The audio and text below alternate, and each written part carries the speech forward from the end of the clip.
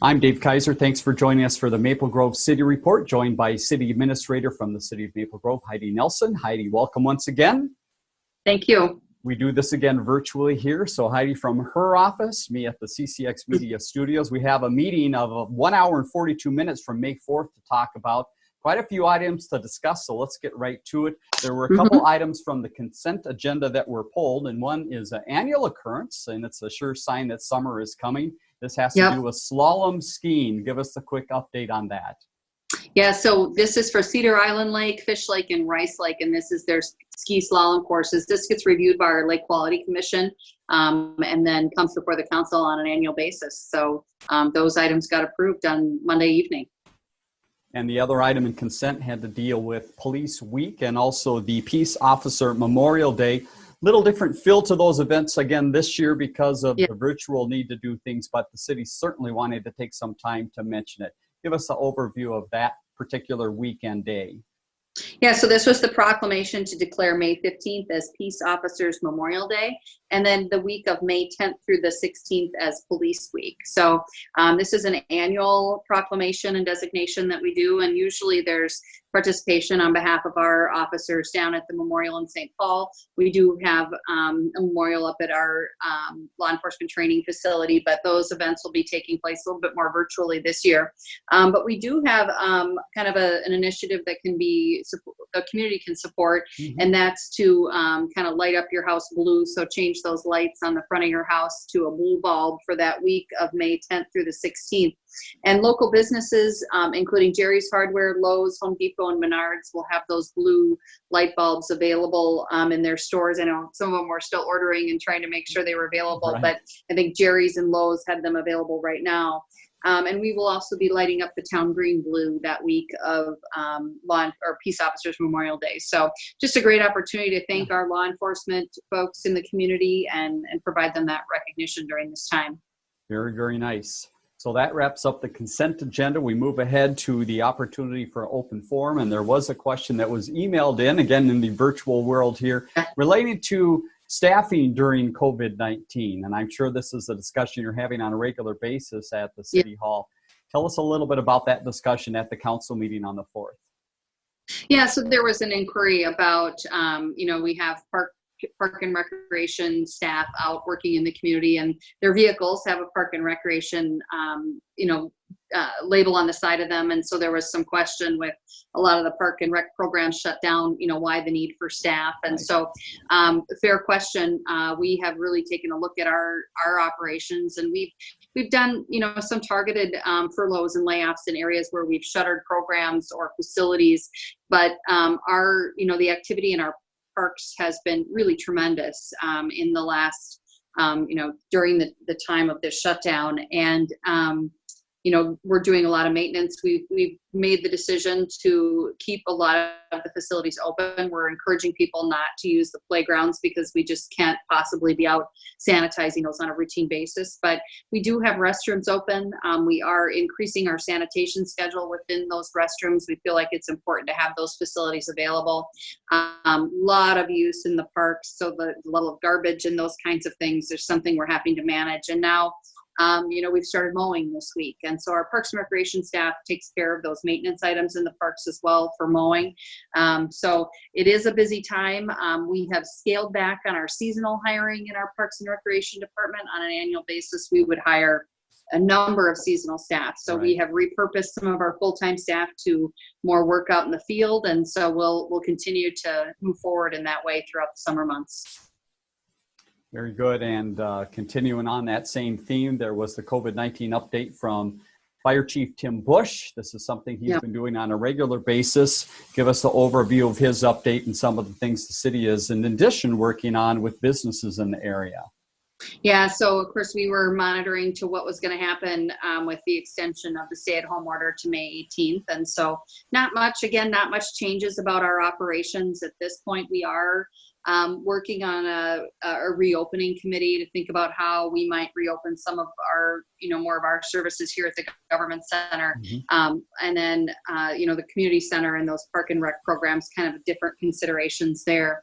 But we continue to monitor that. We know that, we hear from our business community, and I think there's, a lot of interest in getting businesses back open. And I know there's been a lot of feedback provided, to the governor's office and then to our city council as well. So we appreciate that, and we appreciate hearing from our businesses. And if there's things that we can do to help be an advocate down with the Department of Employment and Economic Development, we're happy to do that. So we encourage people to continue to utilize our online services, our city website. Really, there's not much that you can't do here at City Hall or with your services that you need that you can't access either online or via phone or email. And so all of those resources are available on our city website. And we just encourage people to continue to access services in that manner.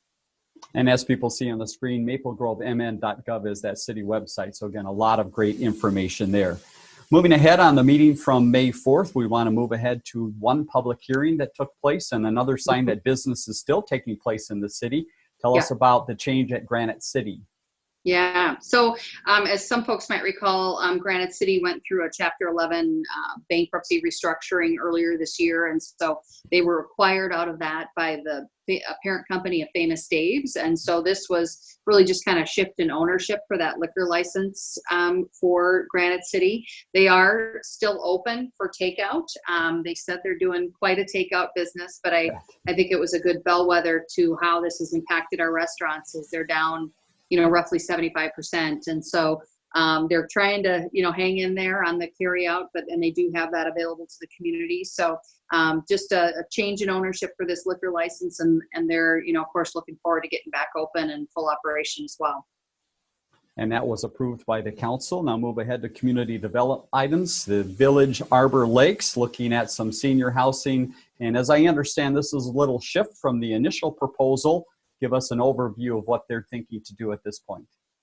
Yeah, so this is the Village Arbor Lakes, and this senior housing project is kind of on the southern side in the more commercial side of the project. And initially there was some senior housing sort of targeted for the east side of the southern half on the commercial side, and then the hotels shifted more over to the east side. And so then they're looking to do some senior housing a little bit more further on the west side of that project. So a little bit of a change in use. I think there was always a hope that there would be an office user that would come to that site. There's still the potential that could happen. However, this senior housing kind of takes over a good portion of that, the north side of the commercial area. So this is about 198 units. It is a 5-story building, continuum of care. Ebenezer would be the operator on this one. Duran Construction, Kelly Doran's company, would do the construction on this. And so, some questions around the continued market for this, particularly right now where, the impacts of COVID have been so, significant in our senior housing facilities. And so I think Ebenezer is really kind of looking at the long term and how our community and the state of Minnesota is aging, and they feel like this market is going to hold up for quite a few years to come. So this was a concept stage plan proposal. So really just kind of more dealing with kind of moving things around on that site and then looking at this type of a use here. So this will come back for development stage plan, and we'll have a lot more detail about, the look of the buildings and answer all those questions in terms of fire access, those kinds of things. So this one did gain concept stage approval on Monday evening as well. And as Heidi mentioned, there are a lot of details to that plan. So that was one of the longer items, about a half hour of the meeting on May 4th. Next item under community development, interim ordinance to establish a moratorium on new multi-family residential developments. I know this is something the city has been talking about for a little while here. Give us a little background on this concept and what it might mean going forward. Yeah, so, we've had some discussion with the council. We did during our planning session at the end of February, and this was one of the issues that sort of rose to the top was just the, maybe the concern over the number of units of multifamily housing that we've added in the recent years and that are poised to be added, and wanting to make sure that we understand kind of the market, some of the same questions on the project that was just in front of the council previously. Understand the market and infrastructure needs for those types of projects. So this would kind of call a one-year timeout on new multifamily residential developments. It does honor those projects that have either concept stage approval or have a completed application that has been submitted. So wanting to honor those projects that are officially in the pipeline. And so those were included in that ordinance to be considered to move forward. But from here, kind of going forward, we'll be moving into a phase of study, and that will be, report out will be provided to the council during this year-long period. So that interim ordinance get approved, and so that becomes effective as of the meeting. Is there any comparison to other cities in the area, the metro? Is this a trend that is starting at this point of some cities seeing the same type of growth and that type of housing and looking at a time to think about it? Or is Maple Grove leading the way in this thought? I know that a lot of cities have experienced a lot of interest in multifamily housing development. I think particularly more this kind of, second, third ring suburbs that maybe didn't have a big apartment market previously have seen a lot of interest in that type of development. So I'm not aware of other cities that have taken this step right now. I know other cities have done that in the past, but I think it became just something that was important that the city council wanted to take a moment and take a look at this time. We will keep people up to date on that progress. Next item was ZODA. This is internal appeal limitations, a little technical work for the city. Give us a little understanding of what this means.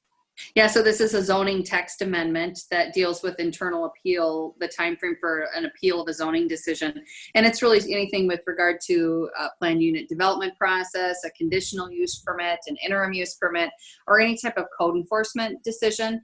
So it briefs up that time frame from 90 days to 30 days just to provide a little bit more expediency to that process. There was a court case up in Duluth that kind of struck down state law on this issue and provided for cities to be able to establish their own time frame for those appeals. So after legal consultation and review of other cities' ordinances, we made the recommendation to move from 90 to 30 days for that appeal process. Final note we want to pass along related to community development was the shop's transit signage. There might be something appearing on the outside of that structure. Tell us about that discussion. Yeah, so the Shops at Arbor Lakes has had some discussion with the city about the opportunity to add some signage to the parking structure there, to indicating the Shops at Arbor Lakes. And the Shops at Arbor Lakes is somewhat of a partner in that parking ramp project. They contribute on an annual basis to its operating expenses. They contribute on an annual basis to its capital costs, and it is the parking offset for the shopping center. So when that whole area was constructed, the parking structure, parking counts were kind of counted into that. Right.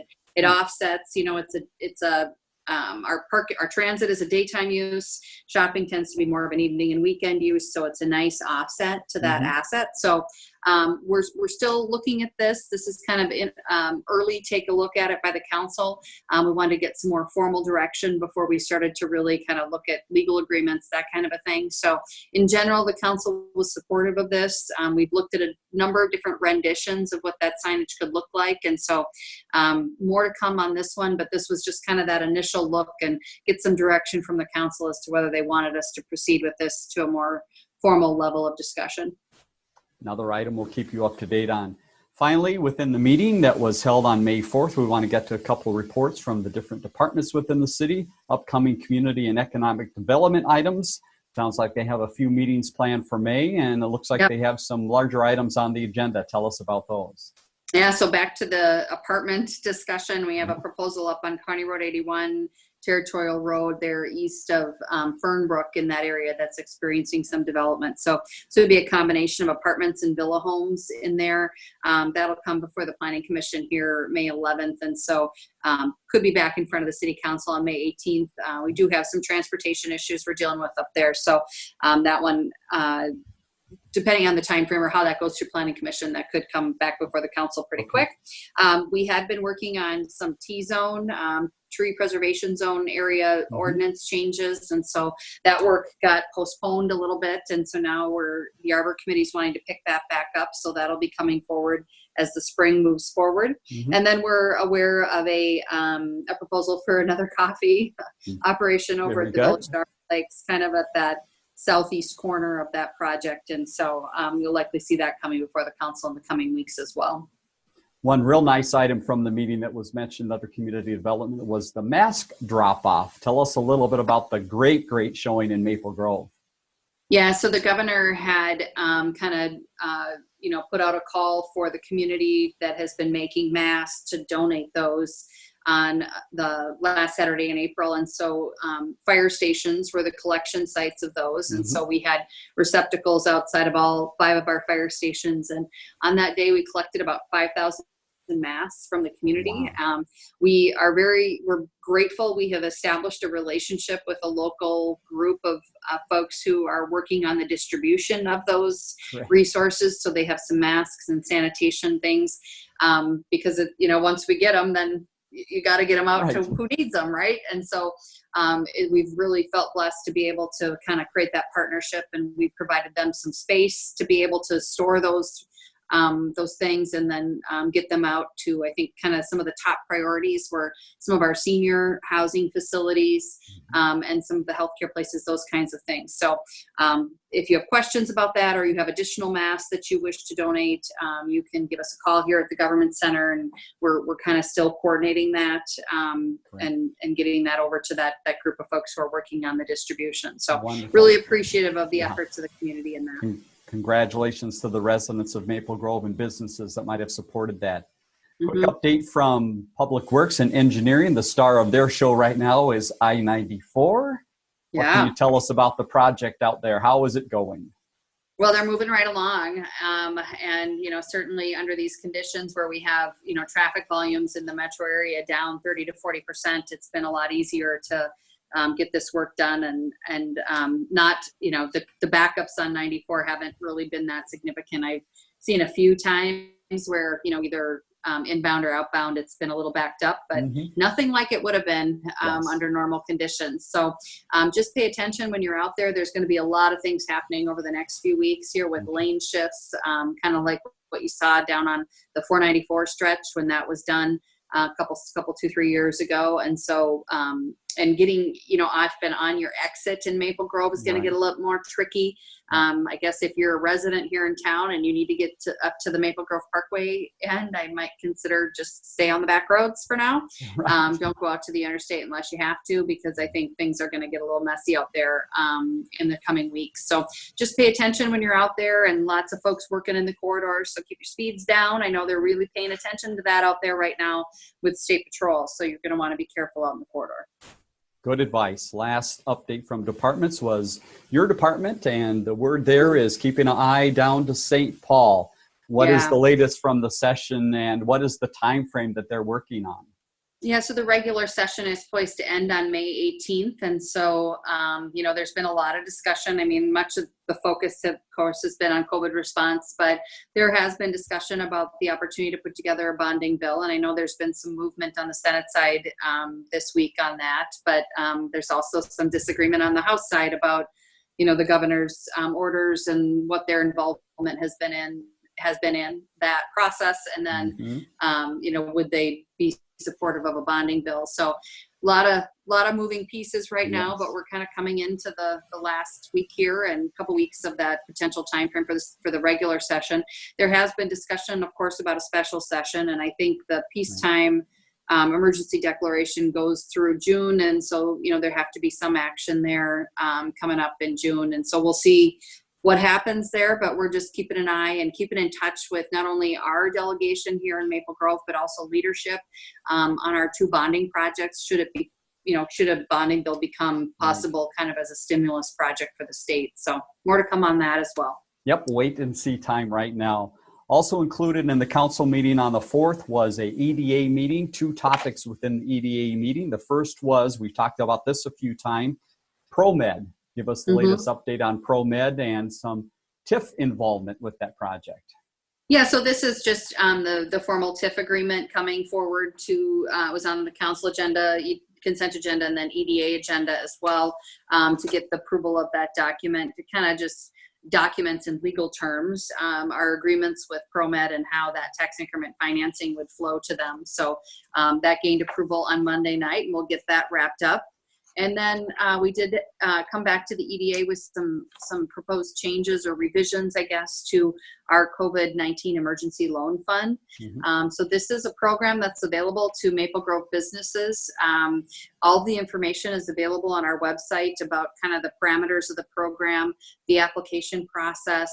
It's really focused on kind of small business here in Maple Grove. It's targeted on those that have 40 full-time equivalent employees or less, and those that have been directly impacted by the state of Minnesota's orders for businesses to shut down, either fully or partially, but impacted by those orders. So it's a $10,000 loan, can be forgivable, 0% interest, deferred payment. We're really focused on getting, when business can open back up and providing some funding to help businesses get back on their feet. It's an online application process. We are doing an underwriting process associated with the loan program. And so there's a number of pieces of information that the business is going to need to submit. That's made available on our website. So if you're interested in applying, go take a look at the website and make sure you have all those documents at hand. It is on a first come, first served basis, and that opens up Monday, May 11th at 10 a.m. I'm going to give people the weekend here time frame to kind of get prepared and go take a look at what they're going to need to be prepared to fill out that application. But we have the EDA also transferred $250,000 out of a revolving loan fund that's specifically purposed for economic development efforts to this loan program. And so we're hoping to get that money out the door to support our local businesses here in Maple Grove as they reopen. And again, you saw the website at the bottom of the screen, maplegrovemn.gov. So again, go in and look for that information to begin that process if you are a small business owner in the city. So that wraps up the meeting from the 4th, again, about an hour and 40 minutes long. We do have about 8 minutes left to talk about some other things happening around town, which there always are other things happening. And one relates directly to COVID-19, and this is helping people out with some grocery shopping. Tell us how this works with the transit system in MyRide. Yes, so our MyRide program, bus service, is operating in the community. A little bit reduced schedule, but we're doing just single rides because those are kind of smaller buses. And then we're foregoing any cash fares just to kind of reduce that interaction between the driver and the rider. But one thing we are offering is that we can either pick up an order from one of our food shelves, either Cross or Seep, or we can pick up a grocery order and deliver it to your home. So we're really trying to get after maybe that senior community that, may not be comfortable going out, but needs to be able to pick up these essentials. MyRide service can help with those things as well. And again, information about that on the city's website as well. The drop-off day is coming up, another great Rite of Spring, but there's a little bit of change. There's one part of it that's happening, another part not happening. Give us those details and then the date of when things are happening. Yeah, so Saturday, May 16th is our drop-off day up at Public Works. There's information available on our website about what we accept and what we don't. It's a pretty specific list, so if you have items, you're going to want to make sure you check on that.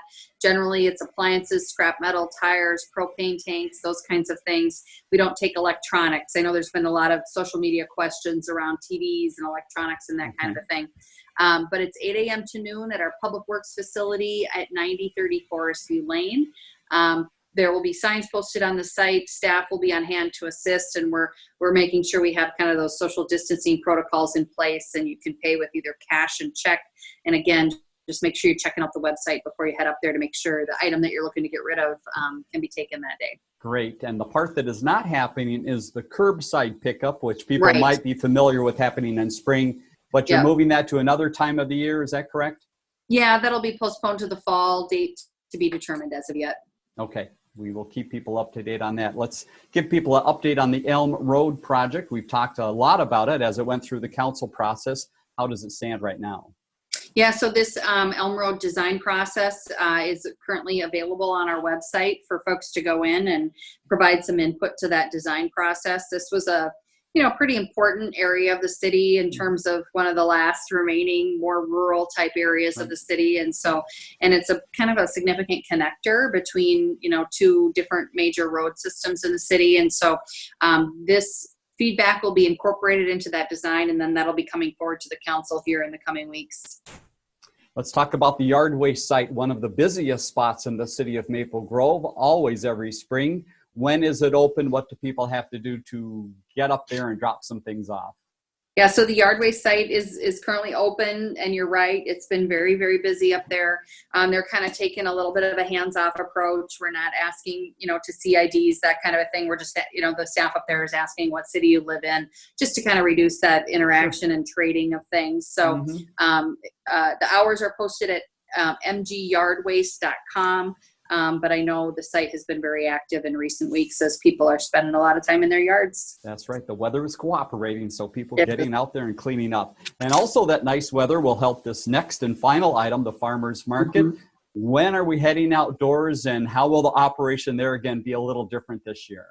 Yeah, so we'll be opening up our regular outdoor weekly market season on Thursday, May 14th, and then we'll be going every Thursday, and that's from 3 to 7 p.m. at the Government Center. Again, different format this year, so we're kind of with socially distanced spacing of the vendor booth, spacing of customers, customer traffic flows in one direction. There's no sampling, that kind of thing. So a little bit of a different environment, but we make sure, I think it's important to make sure that we're providing access to this locally sourced food here in the community. And so look for the market starting again outside May 14th from 3 to 7 p.m. Wonderful. So get out there and enjoy that at the community center. That wraps up then our program for today. And again, Heidi mentioned the website a number of times, maplegrovemn.gov, for more information about a lot that's going on in the city and that loan program to help out businesses. Next council meeting, Heidi, my guess would be it's on June 1st. Does that sound correct? No, May 18th. I jumped ahead a meeting. May 18th, then June 1st. All right, a couple of meetings coming up. All that information on the city's website, and also phone number is 763-494-6000 to call. For Heidi Nelson, I'm Dave Kaiser. Thanks for joining us on the Maple Grove City Report.